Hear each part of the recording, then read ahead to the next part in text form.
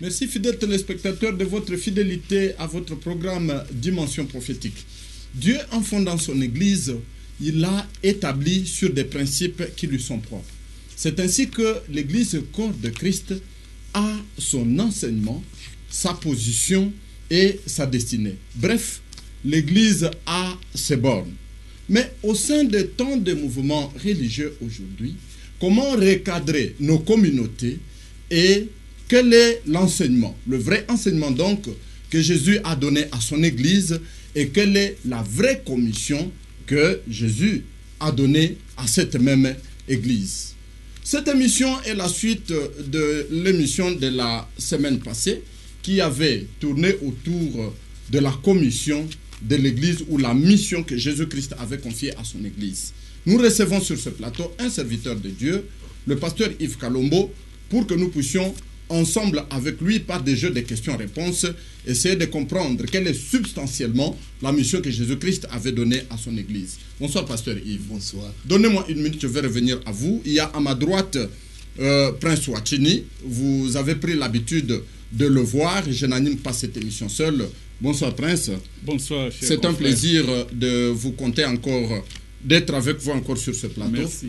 Pasteur Yves, la commission de l'Église. La question avec laquelle nous allons directement vous prendre, c'est celle de savoir quelle est la vraie commission que Jésus-Christ avait donnée à son Église. Nous disons la commission que Jésus-Christ avait donnée à son Église parce que nous avons reconnu dans notre introduction que c'est lui qui a fondé cette Église. Voilà. Quelle est la vraie commission que lui-même, en tant que fondateur, a laissée à son Église? C'est une très belle question. Nous bénissons tous les téléspectateurs. Que Dieu le bénisse richement. Donc, la commission que Jésus-Christ a donnée à son Église. D'abord, nous commençons par définir un tout petit peu le mot commission. Commission, pour rendre les choses un peu plus claires. Oui, donc la commission, c'est une charge que l'on donne à quelqu'un de faire. Et une commission peut être aussi un message qu'on a chargé à un subalterne de dire ou de porter. Donc c'est ça à peu près ce qu'on peut dire comme commission. Alors quand nous disons maintenant quelle est la commission que Jésus a donnée à son Église, c'est simple. Il nous suffit tout simplement de regarder dans la Bible pour voir, n'est-ce pas, la commission que Jésus a donnée à son Église. Et nous pouvons épingler, n'est-ce pas, tout ce qu'il avait recommandé pour son Église et comprendre. Je m'en vais ici directement dans le passage de Marc, chapitre 16, à partir du verset 16, ou bien à 15, je pense à 15. Puis il leur dit, allez par tout le monde et prêchez la bonne nouvelle à toute la création. Là, nous sommes en train de voir la commission que Jésus a donnée à son Église, ce qu'ils doivent aller faire. Alors il dit d'aller par tout le monde, donc c'est-à-dire c'est le monde entier, et prêcher la bonne nouvelle à toute la création. Verset 16, celui qui croira et qui sera baptisé sera sauvé. Celui qui ne croira pas sera condamné. Voici les miracles qui accompagneront ceux qui auront cru. En mon nom, ils chasseront les démons. Ils parleront de nouvelles langues. Ils saisiront des serpents. S'ils boivent quelques breuvages mortels, il ne leur fera point de mal. Ils imposeront les mains aux malades et les malades seront guéris. Voilà, n'est-ce pas, la commission que Jésus a donnée à son Église. C'était d'aller par tout le monde et de prêcher. Prêcher quoi? La bonne nouvelle. Quelle bonne nouvelle? Il s'agit de l'évangile de Jésus-Christ lui-même. Maintenant, ce n'est pas le seul endroit. Lorsque nous remarquons ici dans, je prends d'abord Luc au chapitre 9, au premier verset, Jésus ayant assemblé les 12, leur donna force et pouvoir sur tous les démons, avec la puissance de guérir les malades. Il les envoya prêcher le royaume de Dieu et à guérir les malades. Voyez? Donc, nous voyons là, ça c'est la commission donnée à l'Église. L'Église doit aller, n'est-ce pas, prêcher le royaume de Dieu, guérir les malades, etc. Dans Matthieu, il dira encore quelque chose là-bas. Au chapitre 28, verset 19, il déclare, allez, faites de toutes les nations des disciples, les baptisant au nom du Père, du Fils et du Saint-Esprit. Et au verset 20, il dit, et enseignez-leur à observer tout ce que je vous ai prescrit. Vous voyez. Donc, nous voyons là la commission, n'est-ce pas, que Jésus a donnée à son Église. Donc, l'Église a une charge. L'Église a un message. Vous voyez. Donc, l'Église a son enseignement. Nous ne pouvons pas inventer des choses. Non. L'enseignement que l'Église devait apporter se trouve déjà ici dans les Écritures. Avant d'en arriver là, pasteur, oui, j'ai noté quelques mots. Prêcher. Voilà. Guérir les malades. Ressusciter les morts. Je me tiens seulement à ces trois-là, mais il y en a beaucoup. Oui. Est-ce qu'on n'est pas en face de plusieurs commissions? Bon, c'est-à-dire que ça fait partie de notre commission. C'est-à-dire que quelqu'un peut partir, n'est-ce pas, en mission, comme par exemple dans le naturel, on peut envoyer quelqu'un en mission de service et qui est multiple. Il peut aller par exemple, voilà, tu feras ceci, tu vas là-bas, tu vas... Donc la mission peut avoir des tâches multiples. Mais ici, ça nous permet au moins d'avoir une vue d'ensemble sur ce que Jésus a recommandé à son Église d'aller faire. Lorsqu'il a envoyé des disciples, il a dit, faites de toutes les nations des disciples.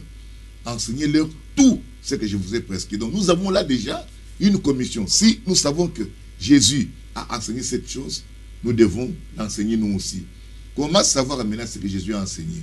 Nous avons la Sainte Bible. Nous pouvons regarder au travers de l'Évangile, au travers de tout ce qu'il a enseigné. Et n'oublie pas, on nous a promis un grand enseignant. Dans Jean 14, il a dit que j'ai beaucoup de choses à vous dire, mais vous ne pouvez pas les porter maintenant. Mais quand le consolateur, le Saint-Esprit, l'Esprit de vérité, quand il viendra, il vous enseignera toutes choses. Donc, déjà à Pentecôte, quand les disciples ont reçu le Saint-Esprit, alors vraiment, ils ont reçu le grand enseignant qui ont le Saint-Esprit et qui a révélé beaucoup de choses au travers, et c'est pourquoi les apôtres ont pu écrire tous les épîtres ici, avec une connaissance et une sagesse extraordinaire, parce que c'est ce que le Saint-Esprit leur donnait, quoi. Avant qu'on en vienne à l'enseignement, je prends Paul, lorsqu'il parle de comment Dieu a fait des dons à l'Église. Étant monté au ciel, il a fait des dons. Oui. Et il a donné les uns comme, les uns comme, les uns comme, ainsi de suite. Et il précise à la fin de sa pensée, il dit, en vue de l'édification du corps de Christ. Oui. Oui. Et ça, c'est une autre commission, l'édification. Prêcher, prier, l'édification du corps de Christ. C'est une autre commission de l'Église. C'est-à-dire, comme j'ai dit, c'est l'ensemble. Mais quand on dit pour l'édification, c'est-à-dire que tout ce que les apôtres vont faire, voyez, tout ce qu'ils vont entreprendre en faisant des disciples, etc., nous avons un premier aspect. Quand ils auront fait des disciples, un disciple, c'est quelqu'un qui suit un enseignement, l'enseignement d'un maître. Maintenant, quand ils auront déjà eu des disciples, ils les ont baptisés, et ces gens-là sont venus, ils ont accepté Christ. Mais il faudrait maintenant leur enseigner tout ce que Jésus-Christ avait dit. C'est de là qu'on parle justement du perfectionnement, n'est-ce pas, des saints en vue de leur croissance du corps, leur édification, etc. Maintenant on les positionne. On les positionne maintenant, on leur montre qui ils sont, d'où ils viennent, et quelle est leur mission dans la vie, etc. Quelle est leur place dans le corps ici de Christ, et on les positionne. Donc c'est toujours la commission, toujours de l'Église, toujours la commission de l'Église. La question que je voulais vous poser, pasteur, vous avez bien fait d'essayer d'éclaircir les aspects liés à la commission. Oui. Ma préoccupation est la suivante. Pouvez-vous essayer aussi d'expliquer quelques aspects liés à l'origine de l'Église? L'Église, quand est-ce qu'elle a réellement commencé? Cela, vous nous expliquez oui. avec la Bible. Quand est-ce que l'Église a commencé? Est-ce qu'elle a commencé dans l'Ancien Testament? Est-ce qu'elle a commencé avec Jésus? Ou plutôt l'Église a commencé dans notre ère? Ou essayez un peu de nous expliquer. Oui. Est-ce que chaque peuple a son église? Les Noirs ont leur église. Je peux citer, avec Simon Kimbangu, est-ce que nous avons notre église? Voilà. Donc, les bouddhistes, est-ce qu'ils ont leur église? Oui, ce sont des belles questions. Voilà, ce sont des belles questions. C'est-à-dire, l'origine, disons d'abord, nous avons vu que Jésus-Christ, il est le premier à exprimer réellement la volonté de Dieu lorsqu'il a dit que sur ce roc, je bâtirai mon église. Pas l'église de qui que ce soit. C'est lui qui est le fondateur de son église. Et il est le premier à le dire lorsqu'il était sur la terre, dans Matthieu chapitre 16, verset 18. Là, Jésus répondait à Pierre en disant que toi tu es Pierre, mais sur ce roc je bâtirai. Donc je, c'est Christ, je bâtirai, et il précise, mon église. Maintenant, il ne s'agit pas de l'église de quelqu'un d'autre, non, c'est son église à lui. Ensuite, cette église commence où? Cette église, il la commence le jour de la Pentecôte. Donc c'était à Jérusalem. Il a commencé à Jérusalem le jour où le Saint-Esprit est descendu pour la première fois sur les rachetés. C'était à Jérusalem, donc lors de la fête de Pentecôte. Le Saint-Esprit est descendu. C'est à ce moment-là que l'église a commencé. Parce que maintenant, ils avaient reçu le Saint-Esprit pour devenir des témoins et aller par tout le monde et prêcher l'évangile comme Jésus leur avait dit. Parce que bien que Jésus avait dit que allez faire de toute nation des disciples, guérissez les malades, etc. Mais ensuite, il leur a dit d'aller attendre d'abord. Donc, avant de partir, ils devaient d'abord recevoir le Saint-Esprit. Nous apprenons une leçon là-bas, qu'il ne suffit pas seulement de se lever un bon matin et puis partir, non. Il faut que vous soyez envoyés. Et le Saint-Esprit est descendu sur eux comme les lettres de créance qu'ils peuvent aller, parce qu'ils avaient le Saint-Esprit et le Saint-Esprit pouvait travailler en eux. Donc, l'Église a commencé le jour de la Pentecôte à Jérusalem. Donc, l'Église, la référence pour les gens aujourd'hui, c'est que nous voulons faire comprendre à beaucoup de nos téléspectateurs, c'est que l'Église modèle, c'est l'Église de la Bible. L'Église qui se trouve dans les Actes des Apôtres. C'est ça l'Église modèle. Et toute communauté qui prétend suivre Jésus-Christ, ils doivent prendre pour modèle l'Église que nous voyons dans le Nouveau Testament au travers des Actes des Apôtres et des Épîtres. C'est ça la véritable Église. Et que l'Église n'a pas commencé comme certains pensent. Ça a commencé avec Frère Branham, ça a commencé avec Luther, ça a commencé avec tel nom. L'Église a commencé avec le baptême du Saint-Esprit, avec le Saint-Esprit lui-même à Pentecôte. Donc, c'est ça l'origine de l'Église. Donc, il n'y a pas une Église propre, n'est-ce pas, aux Noirs, pour propre, un peuple donné, aux jaunes, un peuple. Non, parce que la rédemption n'a pas fait cela. La rédemption a compté tous les peuples.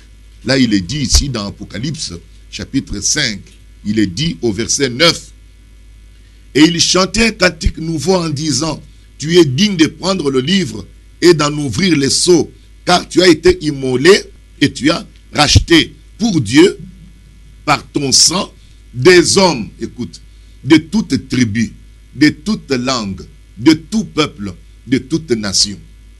Donc, c'est que tu sois noir, que tu sois jaune, que tu sois de n'importe quelle tribu, la rédemption a concerné toutes les tribus, tous les pays, toutes les races, tout le monde. Donc il n'y a pas une église spéciale uniquement pour les noirs, une église pour les... Non, l'église, c'est l'église de Christ. C'est lui qui l'a fondée par son sang. Il dit qu'il a racheté par son sang. L'église, ce sont des rachetés de Jésus. Il a versé son sang pour ça. Il dit même ici, Jésus dit ceci, plutôt Paul quand ils sont venus, comme ils avaient la révélation, au chapitre 5 de Éphésiens, au verset 21, il déclare, Marie, que chacun aime sa femme comme Christ a aimé l'Église et s'est livré lui-même pour elle. Vous voyez, afin de la sanctifier en la purifiant et en la lavant par l'eau de la parole. Donc, l'Église est appelée aussi corps de Christ. Donc, c'est une partie de lui. Et il est celui qui a fait son Église. Maintenant, cette Église-là, dans cette Église, Jésus compte, il y a toute tribu, toute langue, toute race, tout pays. Donc, il n'y a pas une sans distinction aucune. Vous voyez. Et c'est ce que Paul dit que nous avons tous en effet été baptisés dans un seul esprit pour former un seul corps. Soit juif, soit esclave, soit noir, soit n'importe quelle race. Nous sommes tous baptisés d'un seul esprit. Donc si tu es noir, tu as le Saint-Esprit. Si tu es blanc, tu as le Saint-Esprit. Si tu es jaune, tu as le Saint-Esprit. Si tu es Mungala ou n'importe quelle tribu, le Saint-Esprit. Fais de nous un seul corps. J'ai une autre question. J'ai une autre question qui est en même temps double. Oui. Vous expliquez aux téléspectateurs, bien sûr, oui. Comment devient-on membre de cette église-là et comment Dieu a lui-même structuré, organisé cette église-là. Oh, ça c'est bien. L'église, nous avons dit, nous allons encore le répéter parce que c'est nécessaire, parce que l'église de Dieu, on n'adhère pas, on est dans cette église. Parce que Jésus a dit que si un homme n'est né d'eau et d'esprit, il ne peut voir le royaume de Dieu. Donc là, vous devez naître dans cette église-là. Et selon 1 Corinthiens 12, 13, il est dit, nous avons tous en effet été baptisés dans un seul esprit pour former un seul corps. Donc, il faut recevoir le baptême du Saint-Esprit pour être dans le corps mystique qui est la véritable église dont nous parlons. Cette église-là dont nous avons dit que c'est différent de nos assemblées locales, etc., etc. Donc, ça c'est un. Maintenant, deuxièmement, comment Dieu a-t-il organisé son église? Paul le dit, alors que nous sommes dans 1 Corinthiens 12, je m'en vais lire avec vous le verset 27 et 28. Il est dit ceci, vous êtes le corps de Christ et vous êtes ses membres, chacun pour sa part. Vous voyez? Alors il dit au 21, et Dieu a établi dans l'église, premièrement, des apôtres, deuxièmement, des prophètes, troisièmement, des docteurs, ensuite, ceux qui ont le don des miracles, puis ceux qui ont le don de guérir, de secourir, de gouverner, de parler diverses langues. Et puis continue, il dit, tous sont-ils apôtres? Tous sont-ils prophètes? Tous sont-ils docteurs? Tous ont-ils le don des miracles? Tous ont-ils le don de guérison? Tous ont-ils, parlent-ils en langue? Tous interprètent-ils? La sagesse voudrait que nous répondons non. Nous avons des dons différents. Vous voyez cela? Donc, ce qui fait que, en organisant son église, Dieu a établi certains comme des apôtres, d'autres comme des prophètes, d'autres ayant des dons de langue, dons de prophétie. C'est comme ça que Dieu a organisé son corps. N'oubliez pas que c'est un corps et ils ont un seul esprit. Le même esprit qui prêche dans le pasteur, c'est le même esprit qui prophétise dans les croyants. C'est le même esprit qui donne la vision à tel. Donc n'oublie pas que c'est un corps. Et le corps là, c'est le corps de Christ. Et Christ vit dans ce corps-là de croyants. Pasteur, je veux que vous puissiez directement, en parlant de ça, lever l'équivoque. Oui. Paul dit qu'il a établi premièrement les apôtres et ainsi de suite. Oui. Et c'est une hiérarchie. Donc il y a l'un qui est... l'ordre le plus élevé dans l'église, c'est l'apôtre. Oui. Oui, c'est l'apôtre, parce que c'est le missionnaire. L'apôtre, c'est ce qu'on appelle aujourd'hui missionnaire. Oui. C'est lui qui est envoyé pour une mission spéciale. Donc, créer, ouvrir des églises à certains endroits, dont l'apôtre. Ce que les Paul et les Pierre ont fait. Ce que les Paul et les Pierre ont fait. C'est ça les apôtres. Alors maintenant, et aujourd'hui, on a encore aussi des apôtres. Parce que les gens peuvent penser que c'est terminé, il n'y aura plus d'apôtres. Non, il doit y en avoir. Si ces gens-là ne sont plus, comment le travail continuera? Donc, vous avez les premiers apôtres, bien sûr, ceux qui posent le fondement, ils posent le travail, etc. Mais quand ils vont partir, Dieu sait qu'il devait susciter d'autres personnes qui devaient continuer le travail. Oui. Voilà. Donc, c'est comme ça que Dieu a organisé son église, n'est-ce pas? En établissant des dons, en établissant des ministères. Alors, les ministères diffèrent. Même si vous avez 2 pasteurs, même si vous avez 2 prophètes, même si vous avez 2 évangélistes, chacun diffère toujours dans le domaine que Dieu l'a placé. Vous allez voir qu'il a une touche spéciale dans tel ou tel domaine. Et c'est Dieu qui travaille au travers de ces gens, en les oignant. Donc l'onction de Dieu est sur ces gens-là. Vous voyez? Donc là, nous avons bien brossé en expliquant que l'église n'a pas commencé aujourd'hui. Oui. Ceci est important de le dire. Pourquoi? Parce que toutes nos communautés, nous devons nous référer à l'église modèle qui se trouve dans la Bible. notre modèle n'est pas telle église ou telle église, non. Le modèle se trouve déjà dans la Bible. Vous revenez sur cette déclaration, pasteur Yves. Cette église de la Bible que nous devons prendre comme modèle, quelles sont ses principales identifications? Alors, nous avons dit, nous allons épingler quelques identifications. Par exemple, Frère Branham parle de 5 identifications de la véritable église du Dieu vivant. Oui. Il a commencé par montrer que l'église véritable du Dieu vivant, elle est d'abord, elle a été fondée par Jésus lui-même. C'est la première C'est identification. la première identification. Oui. Donc, ce n'est pas une église qui appartient à quelqu'un, qui appartient à... Non, ce n'est pas cela. Mais c'est une église qui émane de Christ lui-même. Christ en est le chef et l'église est son corps. Ça, c'est vraiment spécial. Hein, ça n'a rien à voir avec nos communautés locales comme nous avons expliqué cela. Hein. Maintenant, la deuxième identification, nous avons montré que l'église n'est pas un simple rassemblement. Non, l'église, il s'agit d'un peuple appelé, vous voyez, à sortir du monde et à servir Dieu dans un royaume. Donc, parce que c'est quoi? C'est par le Saint-Esprit que Dieu appelle et donne le Saint-Esprit à ces gens. C'est là où il y a la différence. On doit faire comprendre que la différence, c'est lorsque les gens ont reçu le Saint-Esprit. Là, ils font partie de la véritable église. L'autre identification, nous avons dit que cette église a son enseignement. Que doit prêcher cette église? Cette église doit prêcher la repentance et le pardon de péché. Cette église doit prêcher le baptême du Saint-Esprit. Cette église doit guérir, prier pour les malades, guérir les malades, doit baptiser les gens. Cette église doit témoigner de la résurrection de Christ. Jésus-Christ est le même hier, aujourd'hui et pour toujours. Donc, cette église reste sur le fondement que les apôtres avaient déjà établi. Pasteur, aujourd'hui, il y en a qui pensent que le fait que l'église, parce que vous avez mis un accent sur l'enseignement, comme l'une des caractéristiques de cette église.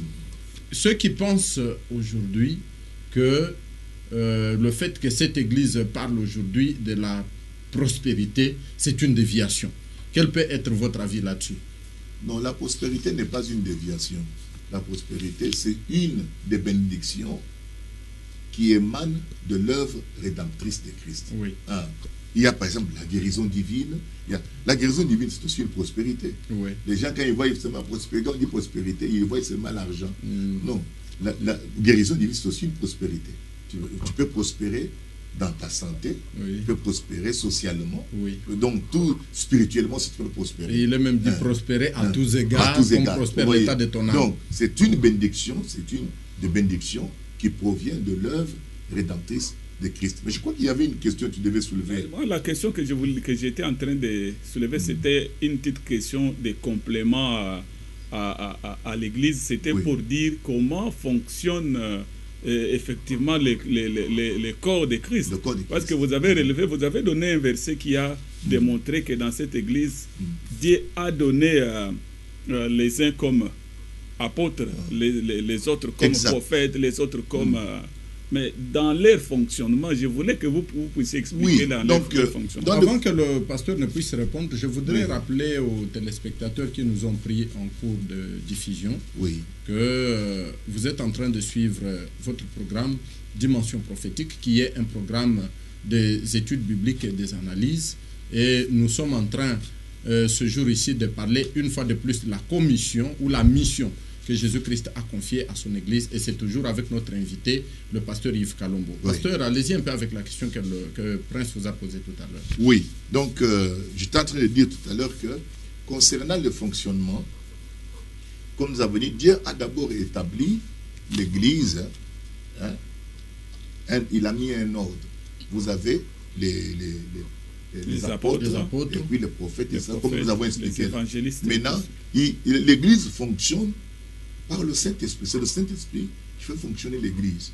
C'est-à-dire que par les ministères qu'il a établis, Dieu enseigne, l'Esprit enseigne, l'Esprit prophétise, l'Esprit guérit, l'Esprit... Donc, il y a beaucoup de choses, c'est de cette manière-là que Dieu opère. Alors, donc fonctionne, comme nous avons dit là. Par exemple, nous avons vu ici que, par exemple, quand Dieu voulait avoir les gens des convertis, nous voyons Pierre, rempli du Saint-Esprit à Pentecôte. Il prêche, les gens sont touchés. Vous voyez, sans le Saint-Esprit, tu ne peux pas toucher les gens. Le Saint-Esprit touche les gens et les gens sont venus, nombreux, ils ont dit, qu'allons-nous faire? Il leur a prêché, il leur a expliqué. Et ces gens-là se sont fait baptiser. On nous dit que le nombre de disciples augmentait d'environ 3000 âmes. Donc Dieu, comment fonctionne cette église? Cette église fonctionne par le Saint-Esprit. Vous voyez, c'est la conduite du Saint-Esprit qui est la règle d'or dans l'église primitive. Vous voyez, nous allons prendre un exemple. Vous voyez par exemple qu'à Antioche, nous trouvons Pierre et Barnabas, ils étaient tous ensemble avec tous les autres ministres. Pendant qu'ils priaient, le Saint-Esprit dit, mettez-moi à part Paul et Barnabas pour la mission à laquelle je les ai appelés. Vous voyez, et on les a remposés, on a prié pour ils sont partis. Donc nous voyons que comment fonctionne cette église, et elle est dirigée par le Saint-Esprit. C'est le Saint-Esprit qui dit à Barnabas et à Paul d'aller dans telle direction. C'est le Saint-Esprit qui dit à Philippe, descends sur le chemin de Gaza. Là, il y a quelqu'un, va lui prêcher. Donc nous voyons que la règle d'or dans l'église primitive, c'est le Saint-Esprit qui conduit. Nous ne voyons pas un collège de gens qui donne aux gens des missions. Non, non. Nous voyons là-bas que l'église est conduite par le Saint-Esprit. C'est ça qui est différent justement de la dénomination.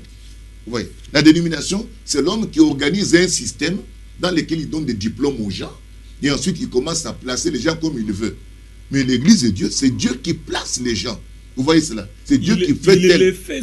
On suppose que le Saint-Esprit, c'est le Saint-Esprit qui agit au travers de cet homme pour mettre cet ordre-là qui le met pas. Non, non. Pourquoi vous le voyez en tête, l'homme prendre l'orientation, non, tout ça? Nous voyons le modèle. C'est-à-dire qu'il suffit de regarder dans la Bible pour voir le modèle qui a été au départ. Quel est le modèle qui a été au départ? Nous voyons qu'il suffit seulement que les gens reçoivent d'abord le Saint-Esprit. Comment Paul est-il appelé? Il rencontre Jésus-Christ dans une expérience. Il tombe par terre. Il est même devenu aveugle. Et ensuite, on dit, lève-toi, va dans la ville. Va dans la ville. Alors, et Dieu va instruire un autre ministre, Ananias, de venir prier pour lui. Nous voyons qu'Ananias, quand il viendra prier pour Paul, ce n'est pas l'église qu'il a envoyé. Même les gens dans la ville ne savaient même pas que Paul était arrêté quelque part par le Seigneur. Il fallait qu'on prie pour lui. Il n'y avait pas de représentants légaux. Il n'y en avait pas. Vous voyez, c'est Dieu qui parle directement à Ananias. Ananias se lève, qui est un disciple de Christ. Il est allé voir. Il dit, Paul, mon frère. Il l'appelle mon frère. Alors que dans la vision, il dit, Seigneur, nous connaissons cet homme-là. C'est un tueur. Le Seigneur dit, non, ce n'est plus un tueur. Moi, je l'ai déjà gagné. Va. C'est ainsi qu'il arrive. Il dit, Paul, mon frère. Qui a envoyé Ananias? C'est le Seigneur. Pas la communauté, pas l'église, pas le système. Nous voyons que quand Dieu parle avec Paul, il l'envoie. Nous voyons que Paul arrive là-bas et il était aveugle, tout ça. Il a dit, entre dans la ville où on te dit ce que tu vas faire. Il ne savait même pas, il va voir qui. Et c'est Dieu qui touche quelqu'un qui va venir lui parler. Donc, l'église, comment il fonctionnait? L'église fonctionnait par le Saint-Esprit. Vous voyez. Et là où j'ai allé parler à Corneille, envoie quelqu'un. Et nous voyons que Pierre aussi, quand on l'a appelé, l'Esprit de Dieu lui dit, descends, va avec ces gens-là. Et ils arrivent chez Corneille. Corneille lui dit, il demande à Corneille, pourquoi vous m'avez fait venir? Vous savez qu'un juif ne doit pas entrer dans une maison de gentils. Il dit, non, c'est l'ange. Nous avons vu un ange, il a dit ça. Il dit, ah, c'est que Dieu ne fait exception de personne. Il est étonné. Alors, quand on lui raconte, lui aussi commence à prêcher, le Saint-Esprit tombe sur ceux qui écoutaient la parole. Il dit, oh, mais ces gens ont reçu le Saint-Esprit comme nous auparavant. Donc nous voyons là que comment fonctionnait l'Église? L'Église fonctionnait par le Saint-Esprit. Parce que de la même façon que le Saint-Esprit a inspiré Pierre, c'est avec son exemple que vous avez terminé la pensée. Vous aviez commencé avec Ananias et il y a tant d'autres dans la Bible. Est-ce que le Saint-Esprit ne peut pas inspirer aussi un chef spirituel d'une communauté donnée, de telle sorte que les orientations que ce chef spirituel donne soient aussi des orientations qui viennent de Dieu directement? Oui, ce que vous dites est vrai, mais il faut que cet homme, cet ancien-là qui est dans cette communauté dont tu parles, il faut qu'il soit libre. Si par exemple le Saint-Esprit lui dit aujourd'hui que fais ceci dans l'église, est-ce qu'il est libre de le faire? Est-ce qu'on ne va pas le chasser par le système qu'il avait placé là-bas? Vous voyez? Oui. Tu ne peux pas se dire aujourd'hui, les gens ne sont pas libres. Prenons par exemple une communauté, prenons par exemple une communauté baptiste. le pasteur est là-bas, le Saint-Esprit lui dit, écoute, va, baptise tous ces gens ici, baptise le nom de Jésus-Christ. Mais s'il essaie de faire ça, la communauté baptiste va le chasser, parce que la doctrine baptiste n'accepte pas le baptême au nom de Jésus-Christ. Vous voyez? Donc nous avons beaucoup de choses comme cela, les systèmes créés par les humains eux-mêmes. D'autres prennent le baptême en dessous d'un drapeau. Vous voyez? Oui. D'autres, à la place de prendre le baptême, ils mangent les haricots. Donc maintenant, toutes ces choses-là, quand le Saint-Esprit maintenant va lui dire, ce n'est pas ça, fais ceci, est-ce que cet homme-là, on va l'accepter? On ne va pas l'accepter. Les gens ont peur de suivre la conduite du Saint-Esprit. Donc, ce que nous appelons dénomination, c'est quoi? C'est lorsque vous n'êtes plus conduite par le Saint-Esprit. L'église primitive, quand nous voyons tous ces miracles, quand nous voyons leur rapport de mission, leur rapport d'exercice, en tout cas, nous sommes tous étonnés des miracles, des signes surnaturels. Pourquoi? Parce que c'était le Saint-Esprit qui conduisait l'église. Vous voyez? Et puis c'est le Saint-Esprit qui mettait les gens dans le ministère. Pas les hommes, pas moi. J'ai dit maintenant, à partir d'aujourd'hui, Patrick, tu deviens apôtre. À partir du jeu de prince, toi, tu deviens maintenant prophète. Non! C'est le Saint-Esprit qui doit donner à ces gens-là des missions. Et puis, quand vous avez une mission que Dieu, le Saint-Esprit a donnée, Dieu va confirmer ça. Et tout le monde va reconnaître. Il faut avoir l'Esprit de Dieu pour reconnaître le ministère dans quelqu'un d'autre. Sinon, vous allez combattre le ministère. Comment le Saint-Esprit? Nous voyons Pierre, regardez. Paul n'était pas là lorsque Pierre et les autres ont marché avec Jésus. Paul est venu après. C'est sur le chemin de Damas qu'il va rencontrer le Seigneur. Mais Pierre et les autres apôtres, ils étaient avec le Seigneur Jésus. Mais quand Paul a commencé à prêcher, Pierre a constaté que non. Ce que Paul enseigne, c'est exactement eux aussi enseignent. Ils étaient étonnés. Donc, vous voyez que l'esprit qui était dans Paul et l'esprit qui était dans Pierre concordaient. Oui. Et ils ont marché ensemble. Ils ont reconnu chacun que celui-ci a reçu une sagesse particulière et l'autre une sagesse particulière. Au point qu'ils ont dit que toi, Pierre, tu dois aller vers les Juifs. Nous, on va aller vers les gentils, les gens des nations. Et Paul est allé vers les gens des nations. Nous voyons que vraiment, ils étaient ensemble. Mais aujourd'hui, vous prenez un pasteur qui est dans cette église ici. Il combat un autre qui est là-bas. Parce qu'ils ne sont pas libres. Dans leurs églises, ils doivent suivre la doctrine de leurs chefs, etc., qui sont là-bas. Même s'il voit la vérité dans la Bible, il ne peut pas l'appliquer. Il n'est pas libre. Or, l'église de Jésus-Christ, c'est une église libre, où l'homme doit être en contact avec Dieu seul.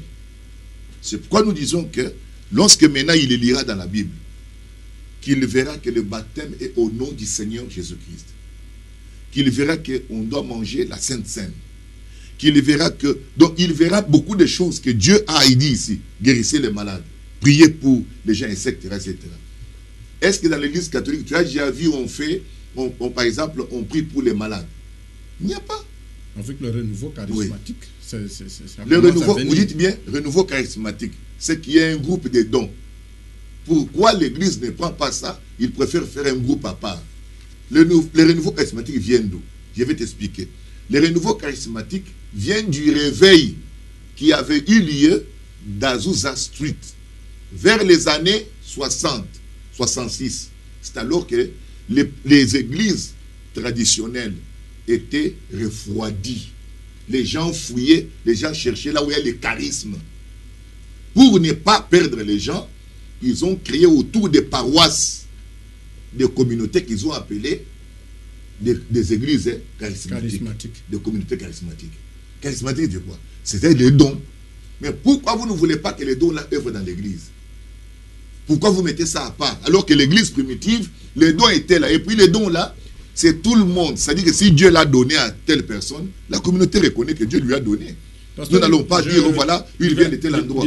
Un instant. Un peu rapidement, parce qu'on va bientôt chuter. Je voudrais que, moi, je voudrais, pasteur, vous inspirez d'Azusa Street, mais moi, je voudrais que nous puissions atterrir et faire une application en rapport avec les décors actuels.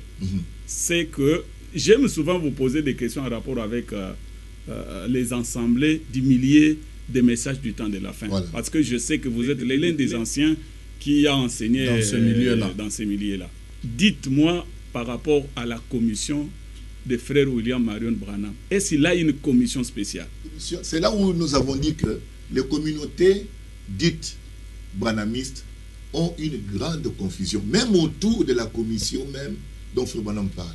Quand Frère Branham parle de sa commission, qu'est-ce qu'il dit? Il dit que lui, sa commission, c'est de ramener le cœur des enfants à la foi des pères apostoliques. C'est ça, au fait. C'est ça la commission. C'est-à-dire que Frère Branham, c'est quelque chose qu'il croyait dans son cœur, qu'il fallait que l'Église retourne à la Bible, c'est-à-dire à ce qu'enseignaient les apôtres, comment baptiser les apôtres, et c'est ça son enseignement. Et voir même quand l'ange lui a parlé, pour son ministère propre, l'ange lui a dit que toi tu es né pour prier pour les malades. Voilà la commission. Il dit, va prier pour les malades, et même le cancer ne va pas résister à ta prière. Parce que le cancer était la maladie la plus terrible en ce temps-là.